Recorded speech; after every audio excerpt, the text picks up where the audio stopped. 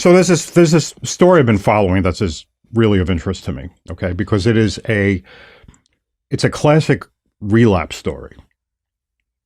Okay. Okay, a relapse from drinking, it's Alcoholism. Regarding alcoholism. Okay. Yeah, and it has to do with this guy. Have you ever heard of this guy, Erik Conover? Or No. Erik, I think he goes by Erik Van Conover. You know what? I think I might have heard about him. Okay, really? Yeah. Here, let me show you. Is he a YouTuber? He's a YouTuber. Oh no. Instagram. Oh no. Here, I did. All right. Well, I'll just show you what he does. Sure. Yeah. Just cut 24, real quick. Yeah, it's pretty big. Okay. I'm gonna make sure. I brought my glasses for these Instagram cuts. Okay, so this is what this guy does.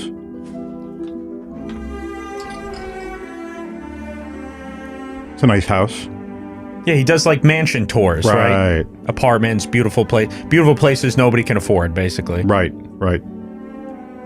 I think that's in Manhattan. Yeah, and if this is Manhattan, this is like ultra wealthy. Oh yeah. Like, top 0.01% of people. Yeah.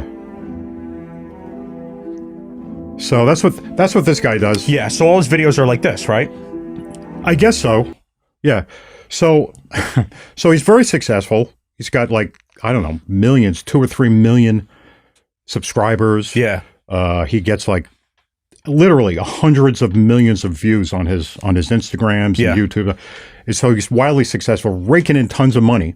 Of course, because he's appealing to basically greed and avarice in people. I guess. I mean, he's showing fantastical things that most people will never see in real life. And I looked at some of the others. He does walkthroughs and he does some talking, he does some narrations and stuff like that. Like a real estate broker. Is he a realtor? I think he might be a realtor. Might be a realtor. Yeah, he might be, or at least affiliated. So yeah.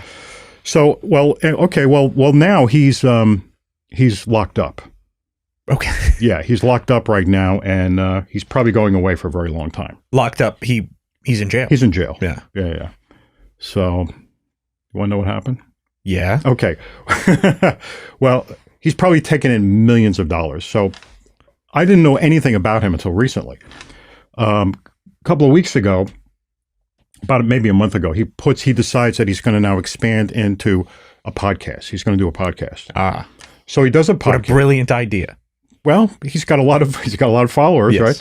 So he starts a podcast and does episode number 1. Mm-hmm. Episode number 1 here. I was going to explain it to you, but it's easier just to open up the episode and see how it starts. So start with look at cut 25.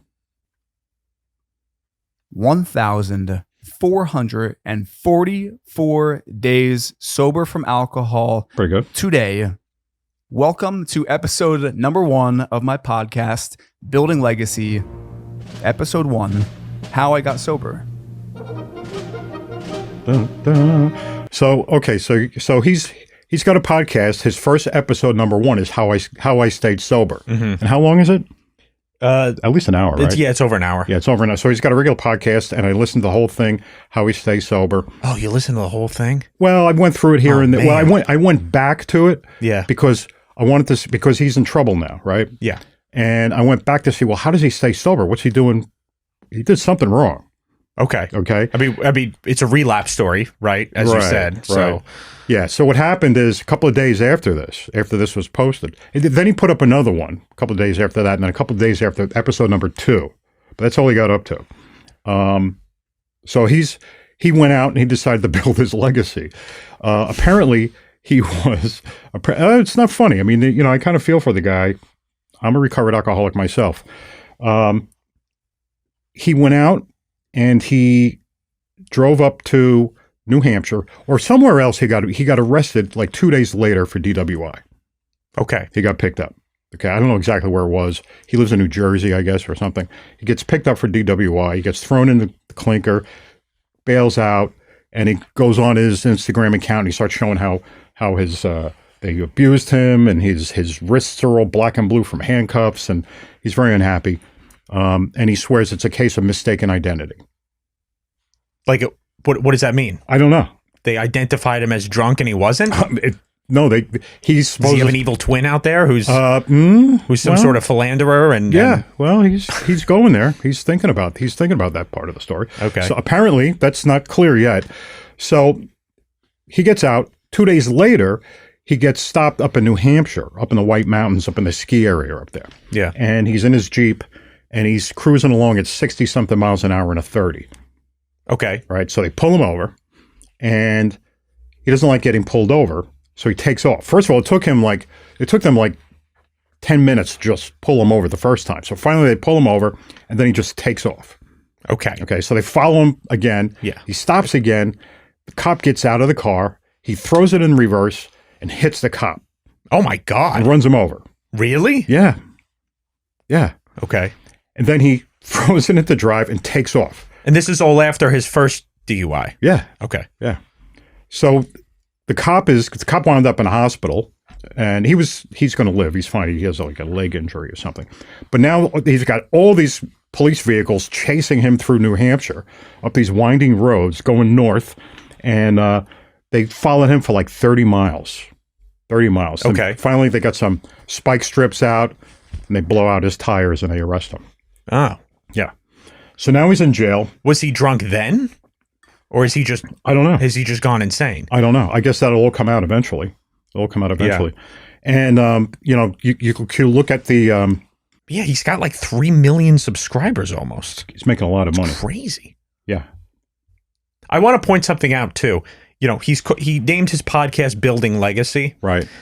That's like buzzword stuff right now. Right. This whole, it's not manosphere necessarily, but this like building legacy, to be a man, I must be motivated, all this stuff. And it appeals to something that I think is pretty egotistical in people. Right. Because nobody's building a legacy. Okay. Legacy is a word that is supposed to apply to essentially some of the most, how you will be remembered. some of the most important historical figures in history. Sure. Those are the people who have legacies. Right. Okay. Most people don't have legacies. So the fact that, and I realize he's appealing to this sort of egotistical thing in people when he writes that, especially in men, really is what it is. But at the same time, he's obviously thinking this about himself, how I built my legacy. Right, right. Okay. He doesn't have a legacy. No. He's a YouTuber with 3 million subscribers. There's a lot of them. Right. I don't have a legacy either right now. Okay. I guess you can have a personal, how you're remembered by your friends and family. That's nice. So he's thinking very highly about himself. And apparently he's also getting drunk, right? Apparently. He says it's a mistaken identity. He says there's another Erik Conover who lives in New Jersey, and he gives the town. Yeah. And he lives in New York. But the town that he's giving in New Jersey is actually where he's from, which is weird. Ah, It's really weird. Yeah. Yeah. So I don't know where this is going to play out. So I went back and here, this is his cut 27. Just for a second, just real quick. I'm just trying to paint the picture Okay. here. Yeah. Now, I'm just telling you, this is days after that How I Stay Sober right. podcast went up. So go ahead. Yeah. All been falsified. Erik Conover had a lot to say before his arraignment this afternoon. If anyone dares try to test my mental competence, I will eviscerate every single person with my intelligence right now. And that's not being egotistical. He will eviscerate everyone with his intelligence. Yes, he is insane. Yeah. Yeah. And he I mean, this is not just a case of a big ego. This guy is Well, yeah, I'm gonna get insane. to that. I'm gonna get to that. Go ahead. Police paperwork says the pursuit started after Conover was going 55 in a 35. After 8 miles, Conover stopped and an officer attempted to de-escalate the situation, but Conover allegedly drove at him and hit him in the leg and then sped off for another 28 miles. Our Father who art in heaven. The paperwork says the officer was thrown 40 feet, suffering a leg injury. Conover is facing several charges, including attempted murder. Mom, thank God, look at me. Today in court, Conover was outspoken, claiming that he's a public figure because of his nearly 3 million subscribers on YouTube, and saying this was part of a, quote, police sting against him. All right. Okay, Erik. All right. They're here to help you. The state asks that he remains in preventative detention. All right. Yeah, the state's. So I go back, and so obviously this guy did something wrong. Okay, he was trying to stay sober. He was sober for 1,100 days. It's pretty substantial for somebody who's for an alcoholic. He says he was. I have He no says idea if he's yeah, telling the I truth. know. That's the thing. You don't know. A lot of people in 12-step fellowships lie. Was he in 12 steps? He was. Okay. He was, which is, well, so I went back to his video, to the How I Stay Sober thing, and he did say that he's in AA. Now, he didn't say, I'm in AA, but he it'll allude to it. he broke his anonymity by saying, I'm in an anonymous fellowship. Okay. It's the same thing. Yeah. It's like, if you think you're getting away, people that say that think they're protecting, the traditions, and they're not. They're actually breaking their anonymity. So I go back and I look at what are the things that he did to stay sober. He went over them. First thing he did was, the biggest thing that he brings up, how he stays sober, is he journals. He goes into journaling. He journals? He journals. So he has like a diary. He journals, and I'll talk about that in a second, but he journals. He does binaural beats. I have no idea what that is. I think binaural beats. He listens to binaural beats while he's meditating with crystals. What is binaural beats? I don't know. I think it has to do with something in your. So he's got some sort of rhythmic thing going on. Rhythmic thing going on. So he's hypnotizing while himself. he's meditating. While with he's crystals. meditating with crystals. Okay. He got into cold water therapy, like Wim Hof kind of stuff. Okay. Which I like. I think that's There good. are probably some health benefits. Yeah. I don't know about adopting it as a lifestyle choice. Well, but- yeah. Well, that's kind of crazy. If you adopt, if you're going to go like Wim Hof and go live on a glacier, whatever he does. Yeah. And he got into fitness. He started making these fitness videos with this famous person. I don't know who it is. It's some famous fitness guy, I guess, or actor or something. Sure. And he starts doing these fitness videos, and it's all about feeling good, as opposed to the bad part of fitness is looking good. Do not work out to look good. You must work out to feel good.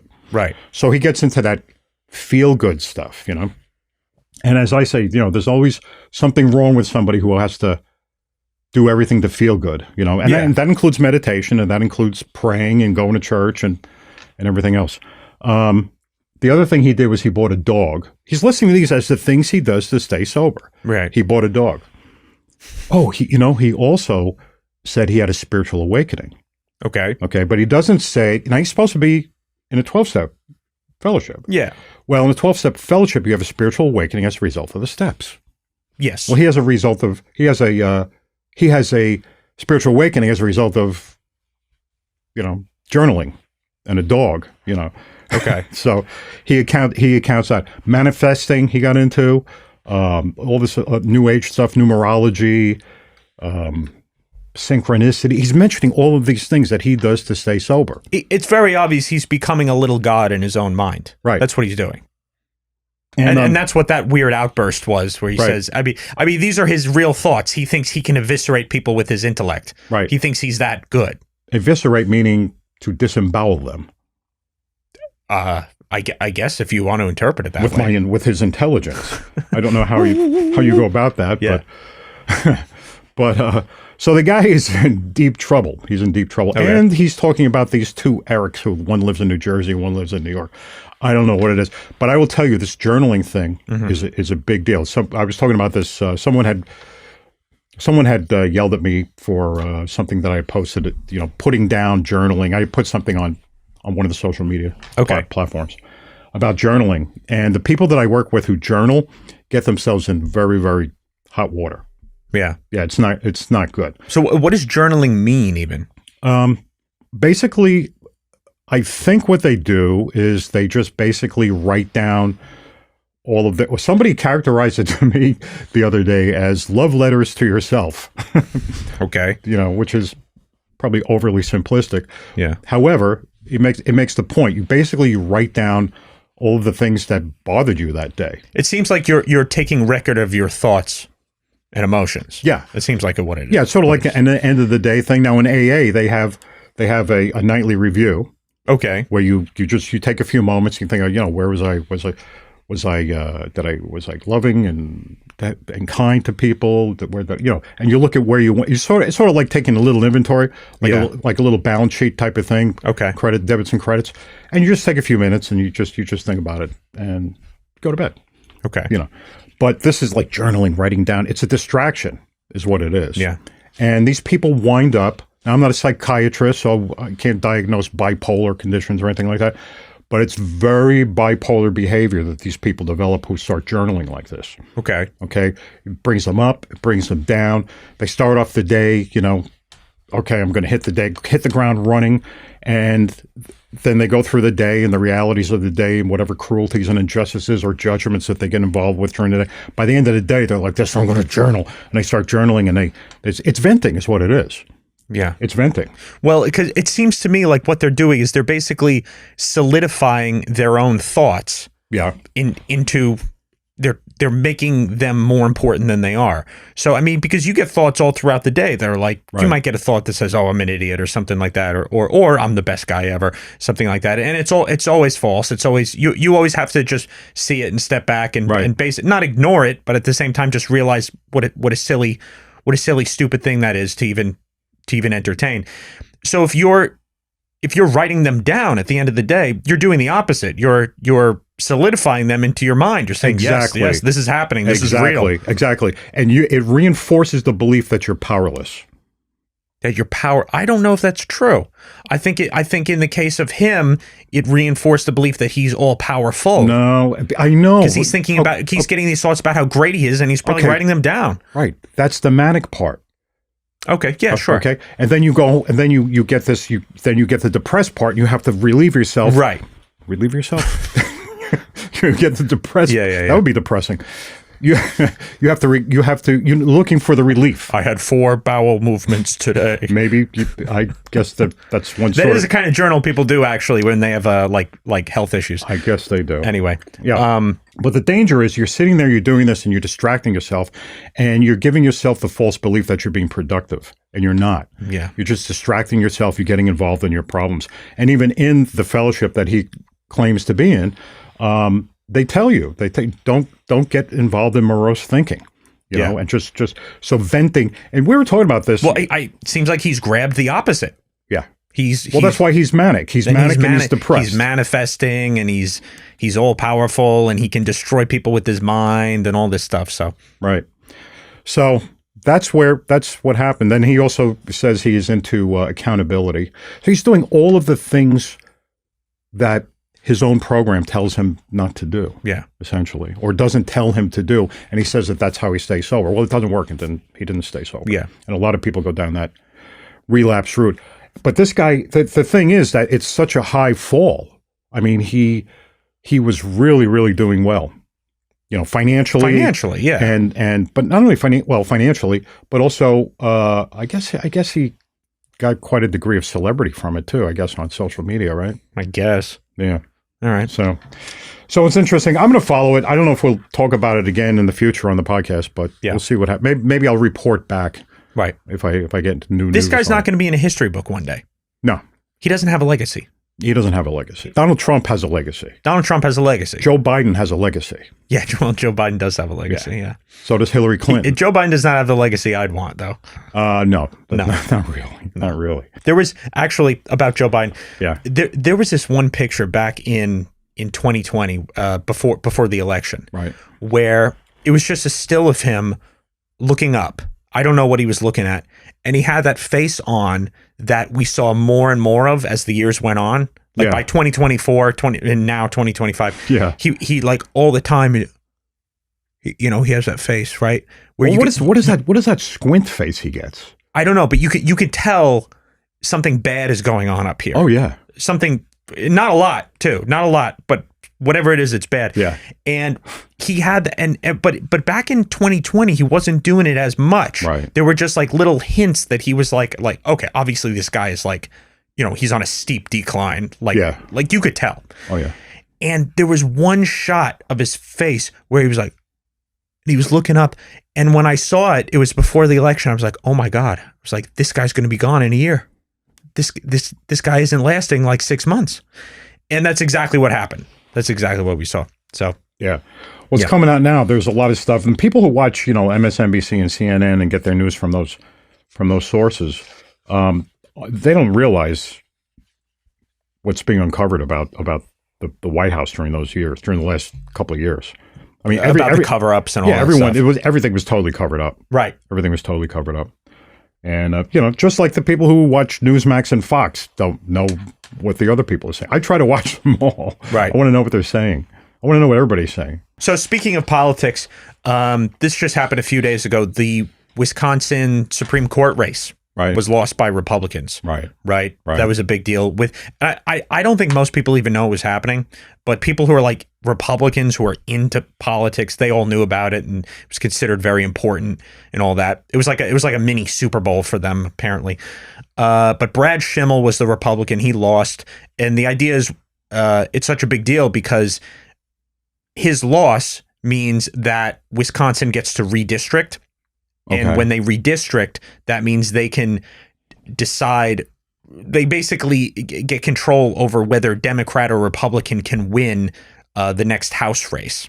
So that's why it's so over important. the House race. It's to determine who's going to even control the House in the next coming years. I see. Yeah. So that's why it was so important. Right. Okay. Because Brad Schimmel would have said no to redistricting. And the Democrats want to, so they can ensure, because what they do is they redistrict and make sure more Democrat households are within certain districts, and that way they know if a Republican or a Democrat can win. Does that count as gerrymandering? Yeah, it can be. It can be. Yeah. I mean, if you're redistricting to make it more reasonable, that would be the opposite of gerrymandering. But it's called gerrymandering because, do you know why? I did know. Okay, gerrymandering, I think Jerry was the name of the guy, but it was a district that was shaped like a salamander. Yeah. So like didn't even make it on a map. It was like, this isn't a real place. This isn't a real thing. Anyway, so they're all crying over that. Now the thing that's interesting is you look at the swing from Republican voters to like how Republican Wisconsin voted versus in 2024 for Trump versus how Democrat they voted in this last election for this Supreme Court justice, and basically it's like a huge shift. It's like Wisconsin went blue, basically. So what are we looking at? We're looking at a situation where over and over, and this has happened since 2016, when Trump is on the ballot, people show up, and they vote for Trump. When Trump isn't on the ballot, they disappear. It's crickets. And so the Republicans, people aren't taking that fact with the degree of serious that it needs to be taken, mostly because people in politics still are adverse to the idea that Donald Trump is basically the center of the universe for the past 10 years. But the truth is he has been within the Republican Party. And when you don't have Donald Trump on the ballot, Republicans just don't show up. They don't turn out. The low propensity voters, which are the ones that hold jobs where they're working 40 plus hours a week. They don't really watch the news. That they aren't political beings. They only turn out when Trump's there. So the big question that everybody should be asking who works within the Republican Party or influencers or whatever should be, how do we get this turnout when Trump isn't on the ballot? That's the big question. And that's going to matter way more going forward now that Trump is basically done. He's not going to run again, right? I just think you have boring candidates. You have boring candidates people don't trust. They aren't getting the same media coverage. They aren't getting the same attention. They aren't interesting people the way Donald Trump did. I mean, Trump hasn't got a lot of time. Okay. Right. We have a situation with the economy right now, today at least anyway, and probably for the next few days and maybe for a few weeks and maybe even longer. We have the market has gone down. It's like, I don't know. I haven't checked lately, but it was down 1,500 points earlier. Okay. And this is like day one of the tariffs. The reciprocal tariffs. Yeah. For Liberation Day. And it's amazing because if you look at the side-by-side comparisons of their tariffs versus our tariffs, we're still half of what they are. Yeah. It's ridiculous. So it's not fair. Trump has been, this has been in his craw for decades. He's hated this. Yeah, I know. He basically, he's all about this right now. And it's a big gamble. And we don't know if the economy will ever turn around. Of course it will. Yeah, I'm not sure about those tariff rates. He came out with that chart where he had the side-by-side, like what we're going to charge them versus what they already charge us. And I actually wanted to ask you about this because I'm looking at this and I'm looking at these numbers. And so he had this big chart and it was part of his big Liberation Day ceremony.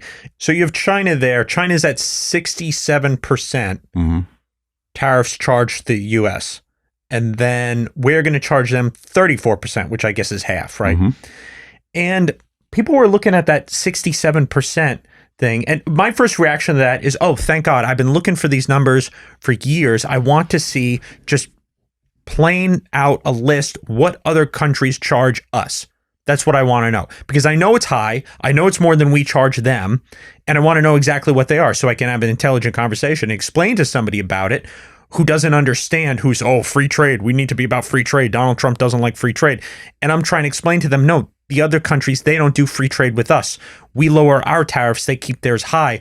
We should be matching them. So I'm happy about matching them. I'm happy about this whole thing. But 67%, I'm like, well, where does that number come from? And people are like, people figured out, okay, this isn't an actual tariff rate. I would assume that 67% would be some sort of average, like, okay, China charges 67% tariff on imported goods. Yeah, that's what I would assume that is. Me too. It's not. No. It's not. What it is they've taken the trade deficit divided by imports. I see. Okay. Right. The trade deficit is imports minus exports. Our products going into their country versus their products coming Pretty into much. ours.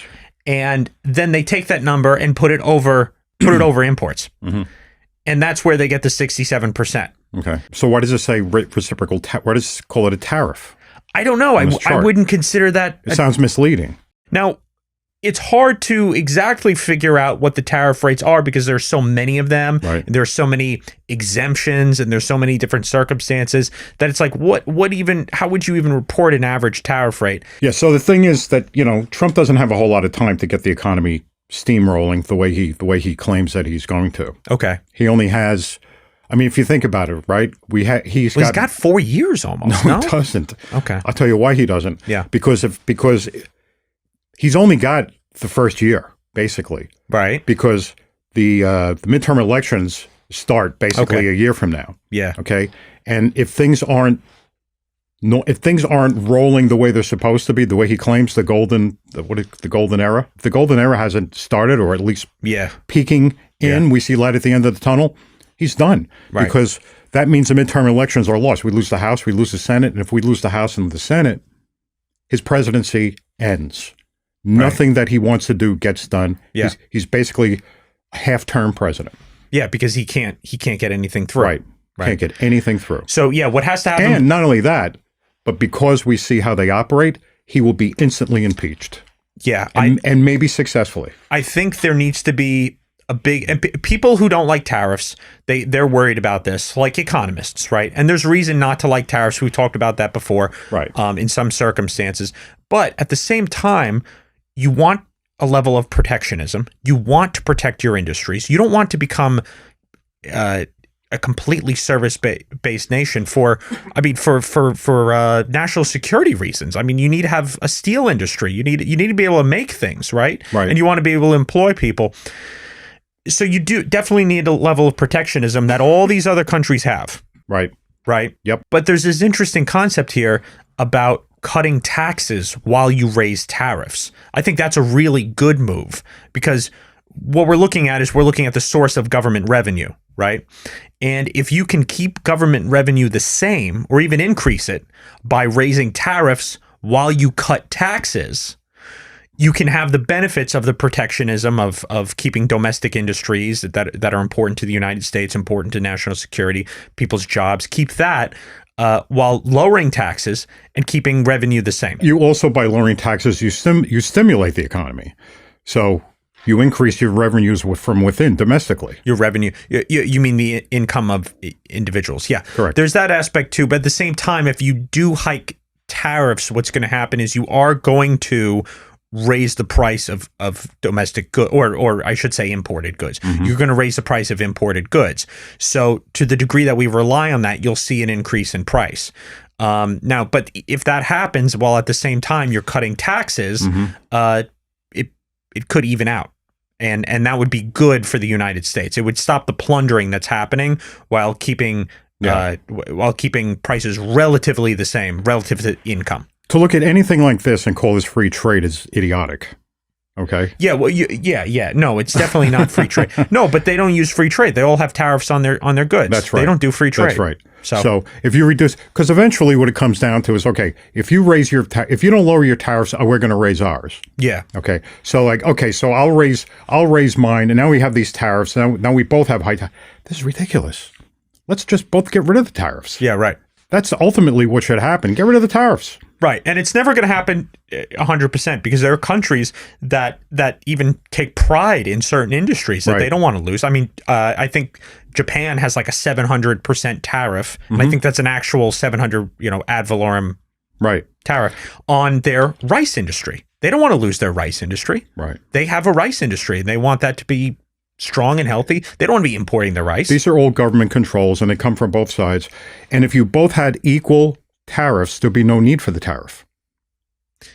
Because that tariff would do nothing but raise prices on consumers overall. Yes, but unfortunately we don't operate in a world where just that theory exists. We have way too many other factors like national security. It's like, no, we're putting a steel tariff on and we're not getting rid of it. Why? Because we need domestic steel production. We can't just let the ideals of free trade take place and mean that our steel industry just floats away overseas and then we don't even make our own steel anymore. That wouldn't be good. Right. It wouldn't be good. That would be dangerous, actually. Yeah. So yeah, I want to mention something to you about this woman. You heard about the Wigmaker in Queens? No, definitely not. The possessed Wigmaker in Queens. Oh, great. Yeah. Well, we were going a little ethereal the other day. Yeah. And so I thought I would continue the topic. Okay. Almost. Yeah, she's possessed. This woman, she's in Queens, and she's a wig maker. Her license plate says Wigmaker on it. Okay. Unfortunately, she plowed down a woman and her 2 children crossing the street. Okay. With her Audi, and turned her Audi upside down and everything else. And killed the woman, killed 2 girls, and the boy just yesterday just lost a kidney. He's in the hospital. I think he's going to make it, but I think he was like 4 years old, something like that. Pretty young. I'm not sure how old he was, but it's terrible, and it's really bad. And anyway, the woman that did this. When the first responders came, she said, "I'm possessed, and the devil is in me." And that's why she did it. So I don't know if that's going to be her.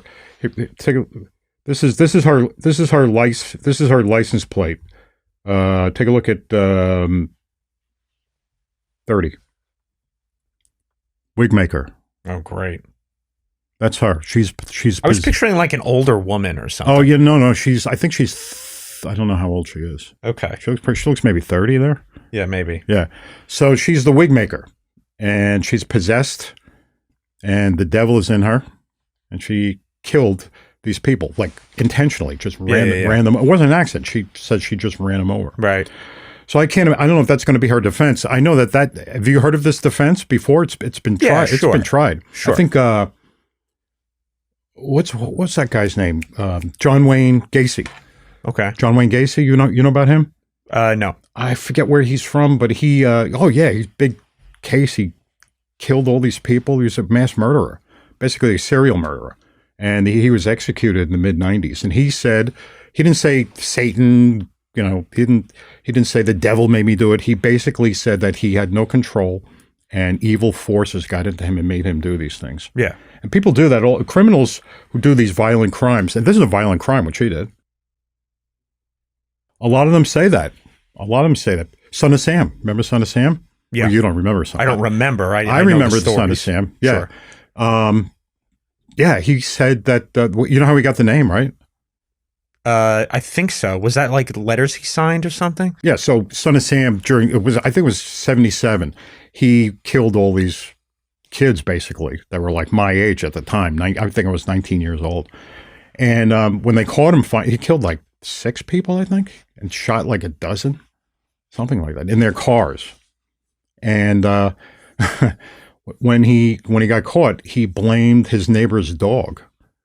The dog's name was Sam, and the dog had a demon in the dog, and the demon would tell him to do this stuff and give him his orders, tell him who to go kill and everything else. Yeah. So he signed his letters he sent a letter to Jimmy Breslin, who was a popular journalist at the time, and the police commissioner, and he signed him Son of Sam. Right. So he was the son of the dog. So he's taking his orders from a dog. Right.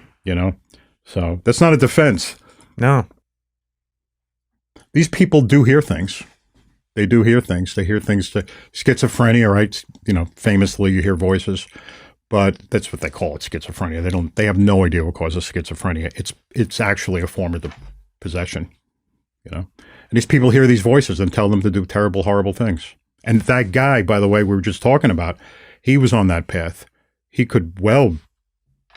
maybe he already hears voices. I'm talking about the guy in Conover. Yeah. Yeah, he's prime for, he's a candidate for that sort of thing too. Right. Yeah. You become so narcissistic and so self-absorbed that self it's not even your real self. It just starts talking to you and it tells you to do horrible, terrible things. That's why people who take antidepressants, one of the side effects is depression. And these people get so depressed and they become so self-absorbed and narcissistic. One of the side effects of antidepressants is depression? Believe it or not, yeah. You mean like an official listed side effect? Yeah, it is actually. Right. But it's also, the point is the depression leads also to suicidal tendencies and a lot of, strange things going on in your head. And I think there's some antidepressants that even had homicidal tendencies as one of the that's exactly right. listed side effects. Right. And that's the reason for that is that you are suppressing. You're not facing the reality. You're not facing reality at all. And your ego self begins to grow and you suppress anger and you just become more and more angrier and angrier. You don't know it. You don't feel it because you're suppressing it. Yeah, right. So it's making you're medicating it away. You're feeling artificially good. Right. Feeling better than you deserve to feel. So your self just feeds on that and you get bigger and it gets bigger and bigger. And then it talks to you and tells you to do horrible things. Not everybody, but it tells some people to do horrible things. And they do it and they think it's their idea. Yeah. People have that with physical ailments too. If they're popping, I don't know, ibuprofen every day. Right. Right. And a lot of times their physical ailments are a result of a psychological and spiritual ailment, and that manifests physically, but then they're just like popping pills to make the pain go away, taking ibuprofen, taking Advil. I mean, women will carry around entire bottles, 100 count pill bottles of ibuprofen in their purse, and they're just every day just popping those in. Why women? Because women can carry in a purse. Men might take them too. I'm just saying. Okay. I'm just saying. I've known women who actually carry it. It's one of their tools. Is their because women, of course, they have a whole bag of tricks with lots of stuff inside. One of the things is giant pill bottles of ibuprofen. Really? I've seen it before. Yeah. Does it have anything to do with menstruation? Maybe they're. It might be. Yeah. It's probably a big reason. Yeah, it's probably a big reason. But that's not. But ibuprofen is so bad for you. I mean, you don't want to be taking that on a monthly basis. Take it from me. I harmed myself with it years ago. Okay, let's have a topic change. Okay. Okay, let's talk about food for a second. Okay. Okay. I'll always talk about food. Yeah. Are you familiar with this app, Too Good to Go? No. Have you heard of that? No, I have not heard of it. Okay, I just downloaded it the other day. Right. It's called Too Good to Go. It is a mobile app that gives you a map and you set your location and it shows you all the restaurants around you that you can buy a mystery bag from that you then are going to go pick up at the end of the day or the next day.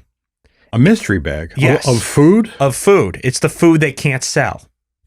Oh, I don't want that. Okay.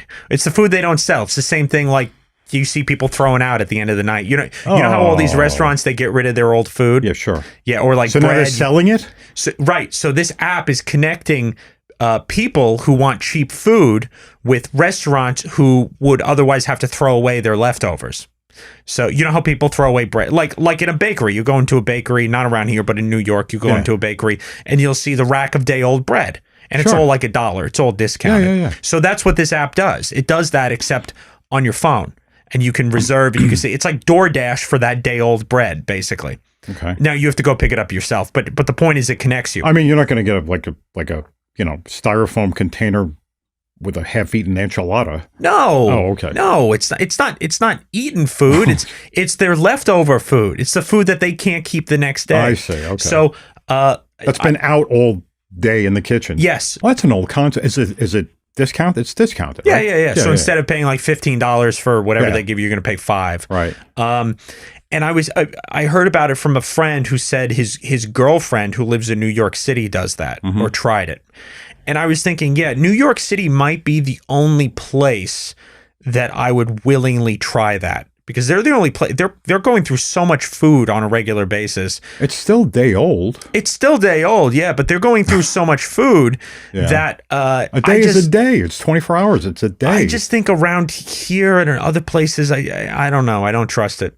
I don't listen. I don't think you would trust it at all. I don't trust the so-called fresh food around here. You think I'm going to trust day old food? You're basically paying for the experience of being homeless is what's happening, right? Yeah. So, but instead of dumpster diving, they'll put it in a little bag and you pick it up and you pay $5 for it. New York is a lot of restaurants in New York. Oh, yeah, of course. All of the food that goes through the whole eastern seaboard, from Nova Scotia down to Florida, even out into the Midwest, sometimes even to the West Coast, a lot of it comes through New York, comes through the Bronx by rail, by truck, and then it gets distributed. And I used to, that I worked there for many years. And I had a conversation once with, I told you about this, with Julia Child. Yes. And one of the things that she says is that we're spoiled in New York. We have the freshest food in the country. It all comes in there, and it's totally fresh, and the rest of the country does not have that. Yeah. And she said we're spoiled. And she's right. Well, when you told me about it, you said that the way she said it was as if she was admonishing you a little bit for it. She was, actually. Yeah. Yeah, I just got like that. You don't know how good you have it. Yeah, basically. it was that kind of thing. Yeah.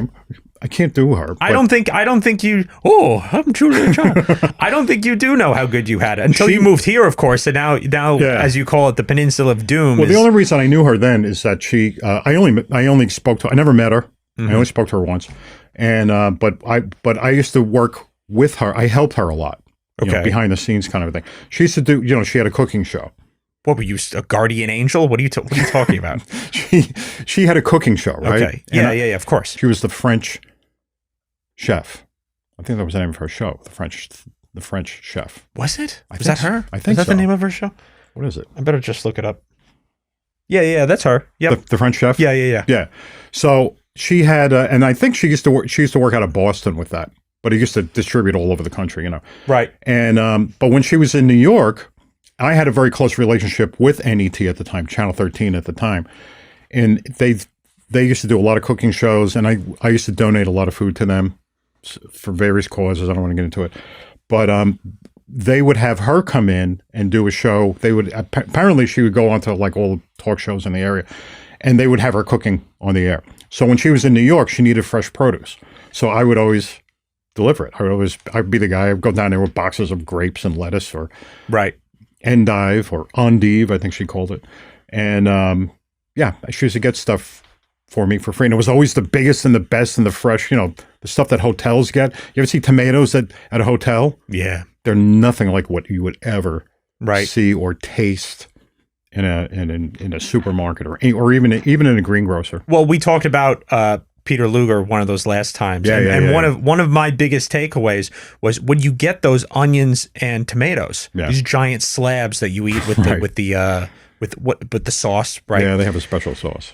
They all look identical and they all look perfect. Right. I mean, you will never find in real life a tomato that perfect. Maybe 1 in 20, 1 in 30 tomatoes, and they get that one. They pay a ton of money for that product. Right. The wholesalers charge them big money because they know they can get it, because they know that they have to have presentation on their tables, hotels and restaurants, and they're willing to pay for it because the markup on that, they're still making tons of money on it. Everybody seems to have settled for this produce where it's all cryopacked or wrapped up.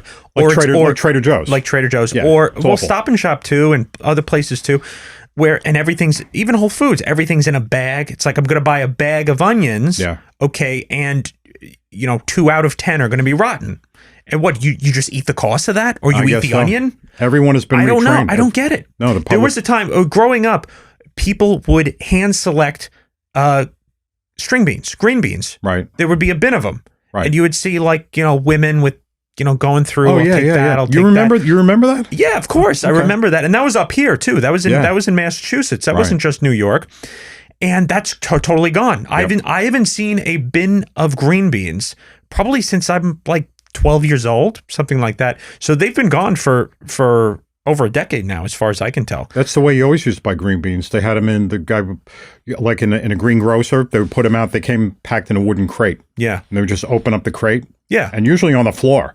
And then you'd see little old Italian ladies picking through. And, right. You know, I think it has to do with the attitude where people my age are so afraid to complain. Do you know what I'm talking about? I do. Yeah. Because they're afraid to lose approval.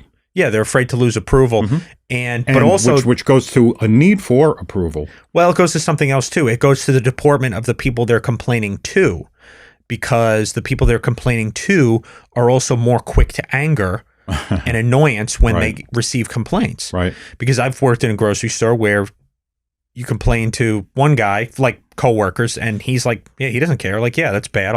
I'll replace it or whatever. Yeah. And other people who are just, I can't believe they came in and told me they didn't need this anymore. Who are they to? I'm like, why do you care? Just like do the refund and give them their money back. Like you know. We were talking about that the other day. Were we talking about? Did we talk about the overweight person? Was that in a podcast we were talking about that, or were you and I just talking about that? I don't know. We talked about food stamps, so people judging people using food stamps. And we talked about that in a podcast, right? Yeah. Okay. Yeah. So that dynamic happens all the time. What happens is, let's go back to that example, right? Okay. Where someone walks in a store and do we use someone who's overweight? Let's say. I don't know. Okay. So let's use a bank. Let's say someone walks into a bank, and they're like grossly overweight, 400 pounds, can barely make it in the door, right? And the teller is standing there. Well, the teller is tempted to judge this person, and will judge the person in the teller's head. But do you know what I'm saying? Yeah. They'll judge them. Sure. That's the person you were talking about. The clerk says, oh, that person is whatever. Yeah. Okay. Food stamps. That's right. So what happens is that teller is going to judge that person for being overweight. It makes her feel better. It makes her feel, he or her feels superior to that person. But there's the need to feel superior that comes in. But the person that walks in who's overweight also has a need. So they are projecting, there's an energy that transfers between people. You can't see it. You can't even prove it. Well, maybe you can, but you can't, I can't prove it. It transfers from one to the other. The overweight person is tempting the normal person to judge them so that they can judge them for their judgment. Okay. You see, so it goes back and forth. It's a real energetic exchange. So there's like a cyclical hate going on. Cyclical hate. So these two people hate each other. And then in order to, they don't want to feel the hate for each other. Mm-hmm. So in order to do that, now they start being overly friendly to each other. So you ever see two people going like this, and smiling, and those are the most hateful people. It's people with these grins on their faces. You mean how women greet each other? Why women again? What do you have against women? I don't have anything. It's an ongoing thing. It's like a known effect. Women, oh my God, it's so good to see you. Right. Versus so guys, that's true. Versus guys are like, hey. Yeah, right. That's right. So, oh, how are you? Oh, it's so good to see you. And then behind their back, they'll be like, oh, I can't stand that one. I remember one time, I was down in D.C. I was in a hotel, and we had a suite there. And one of my friend's wives was there. She's very nice. They're from Chile.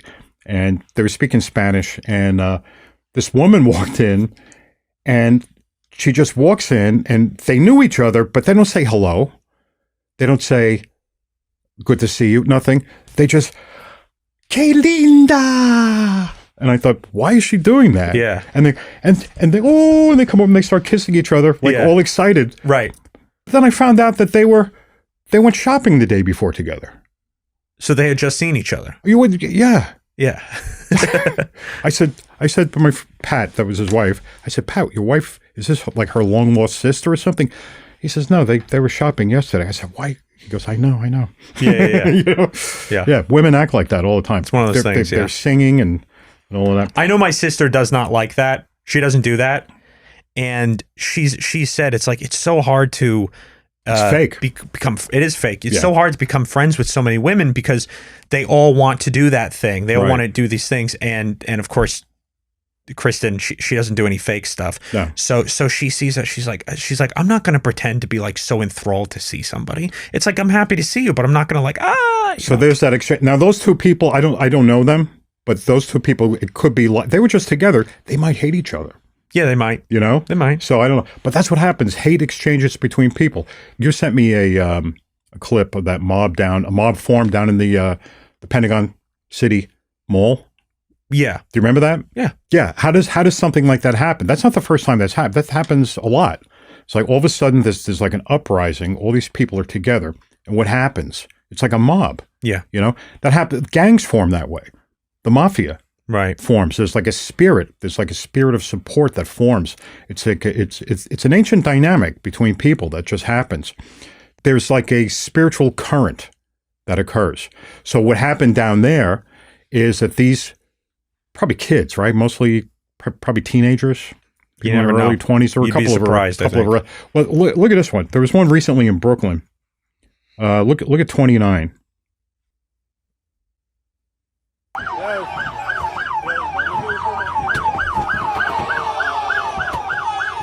This is in Queens. Yeah, this is in Queens on That's Rockaway Boulevard.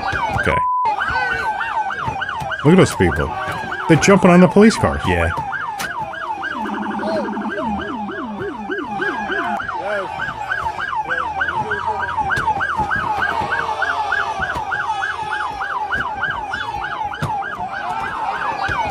I mean, Well, when I was a kid, when the cops showed up, everybody ran. I'm going to tell you, this angers a lot of people. Yeah, It angers a lot of people who would never do anything like this. right. It upsets people greatly. And it definitely is a spiritual warfare going on. Absolutely. Where the people who are getting upset by this don't even realize that they themselves are becoming victim on a spiritual level to whatever is happening with these people. Mm-hmm. Because You mean by getting upset at by it? getting upset and Right. becoming chronically angry people. They're becoming angry people, and that's not good. Even though they weren't there, they weren't experiencing that. That I've been in groups not like that before, but I've been around groups that you felt that at any moment could erupt into something like Right. that. You could feel it was like a spiritual powder keg. Right. It was like if one person, touches another person or bumps into another person the wrong way, everybody's just going to see it as a spark, a reason to just go nuts. This is You what could happens. Feel it. People, you respond. They don't even have to know each other. Yeah. They can just be put together, and there's something in one person or one group of people that responds to something in another group of people. That's that energetic exchange I was telling you about. And there can be an uprising like that. There's a recognition, and that's how evil organizes that way. So, and if you're a community leader, let's say, or you're somebody who has a mind for trying to figure out how to prevent stuff like this from happening, Okay. right? Let's just say you're a person like that. Right. There are two different ways you can look at this. You can look at this and you could say, okay, we need a top-down approach. We need more police, more police, more aggressive police, and more arrests for deterrence to stop people from doing like this in the future. Because one of the reasons people do this is because the cops aren't, at least not in this video, nobody's getting arrested. Right. The people are just jumping up and down on the cars. They're not getting in trouble for it. This started in New York City. You remember the clip of those cops walking and getting dumped with buckets of water? Yeah. Do you remember that? A while ago, yeah. Yeah, that was a few years ago. It's been downhill all the way since Right, then. because they're not getting in trouble for it. And the whole thing at the time is, well, you don't know what's in the water. Is it hot? Is it, is it is it acid? got bleach in it? Right. Is it bleach? So you don't know. But anyway, what I was trying to say is, okay, so you can look at that and say, okay, we need a stronger police force for more deterrence. Mm-hmm. You could say that. And we need to restore law and order. At the same time, you could say, okay, we need that, but we also need a bottom-up approach. We need a stronger community that doesn't create people who do stuff like this in the first place. Mm-hmm. Because, going back, I don't know, 50, 60 years, you had American towns where you might, I'm thinking like Andy Griffith, which of course is a TV show. Yeah. But at the same time, it's like you have a sheriff and a deputy, right? And they maintain law and order. Right. Because you didn't have mobs jumping up and down on top of cars. So, and you don't have mobs jumping up and down on top of cars because you have people raised in a way where they don't do that. So you need that too. And for that, you need a moral populace. You need a moral population. You need to encourage that. And you can't enforce that from the top down. No, You of just course can't not. do It comes from within. It comes from within. There's something within these people that's causing them to do that. Right. Okay. Right. And that always goes back to the parenting. And I hate to bring up the parenting because then it sounds like I'm talking about, child psychology or something. Yeah. But that's not what it is. These are people whose parents didn't love them. They don't know what love is. So all they have is hate. Yeah. Okay. And if you don't have love, that's what you have. Right. Because love is the absence of hate. When you have hate, you can't have love. Yeah. There's no neutral. No, there's no neutral. Right. There's no neutral. So with that in them, you put them together, and there is a meshing of evil. I saw one just yesterday. It was oh my God, it was terrible. This kid, he's in high school. He has a twin brother, identical twin, and they're athletes. I think they were at a track meet, and so a bunch of schools come together and they're all going to race together, right? Right. And apparently, a kid from another school was under their school's tent, and this one guy took it upon himself to tell the kid to move. Say, hey, you got to get out of here. And I don't know the story. I don't know if there was any. I don't know how aggressive either party was leading up to the assault. But what happened was the kid who was sitting there who wouldn't move took out a knife and stabbed the other kid, the twin, and he died. Wow. And he died in his twin brot's arms, holding him, trying to stop the bleeding. It's crazy. And he died. And everybody's just like, why did he stab him? Why did he bring a knife to a track meet? Why did he take it out? And why did he stab him? And my thought is like, I mean, this is something that happens in prisons. It happens in gangs, and the prison yard. And I'm like, and everybody has an idea from movies what prison life must be like. It must be very hard and awful. And I'm like, well, this kid isn't in jail. He's just like a teenager. It's like, what were the conditions that he were raised in like? He must have been raised in such terrible conditions that would even create the environment within him that could cause such a spontaneous behavior. Those are the types. Right? Yes, exactly right. And how old was he? He was like 17 or something. Yeah, okay. So kids like that, those are the ones that become gang members. Yeah. Those are the the MS-13s and the even the mafia. Right. The mob. These are people who are they're all, I mean, okay, let's use the mafia for an example. They're basically tarnished at a young age. Very young age, yeah. Sure. And all that they're interested in, the mob, they're interested in money, power, and sex. That's it. Right. That's their lives. That is their validation for existence. That's all they want to do. Yeah. They just want to spend money, get powerful, and screw. That's it. Right. And that's it. Now, what does that do? That makes them feel better than they deserve to feel because there's something going back. Yeah. So they all carry some sort of guilt. The thing is, that guilt gets assuaged by other people that carry the same guilt. And that's why they support each other. And they will kill together. They will find sex together. I don't mean with each other. Unless you're, what's his name on The Sopranos? Oh, yeah. Vinny? No, Vito. Vito, yeah. Vito the gay mobster. Vito the gay mobster. Yeah. And that was one of the grossest gay people ever. Why? You see people. It wasn't that he was gross. He was creepy. He was creepy. Yeah. He was creepy. Yeah, he was creepy. He was creepy because he would have like anonymous sex in parking lots and stuff like that. Yeah. But even aside from that, what was creepier to me or scarier is when he was intimidating Finn, who was the younger guy. He was Meadow's boyfriend, right? Oh yeah. And so he's waiting outside a porta potty for him. Oh and my he comes God. out and Vito's there. He goes, sound like a racehorse in there. And Finn is like, please. He's like, he's terrified. I don't remember that scene. Yeah, because you have a mobster who is secretly gay. Right. Who's like coming on to you now. And there's nothing you could do about it. I mean, that must be terrifying. Yeah. Anyway. But the thing is, these things start, you're right, it is a spiritual warfare. Yeah. It starts small, it spreads like wildfire. Before you know it, you have a mob like this doing this sort of thing. Yeah. But even with mobsters, I mean, they're not stabbing people at track meets. You know, they're not pulling Yeah, I know, because they're not organized. Well, that person is not organized. Right, but at the same he'd be kept time, in line if he was like in the mob. Yes, but I think that the conditions that people who do that are raised under are worse. I think they're terrible. Well, yeah, it's like the people who have everyone. Let's say we were talking about recovery before. People who need to recover from alcoholism or drug addiction, like heroin addicts. Heroin addicts are. I will say this: heroin addicts are worse than alcoholics. Okay, generally speaking. Yeah.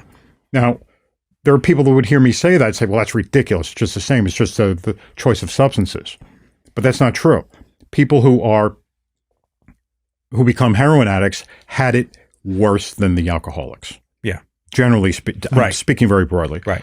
And that's what caused them to need that deep drug, escape from reality that alcoholics only touch upon. Compared to heroin, you can't even compare it. Can't even compare it. So, all right. I think we're done today. Sound good? Yeah, I want to go have lunch. Yeah, let's do it. Okay. Okay.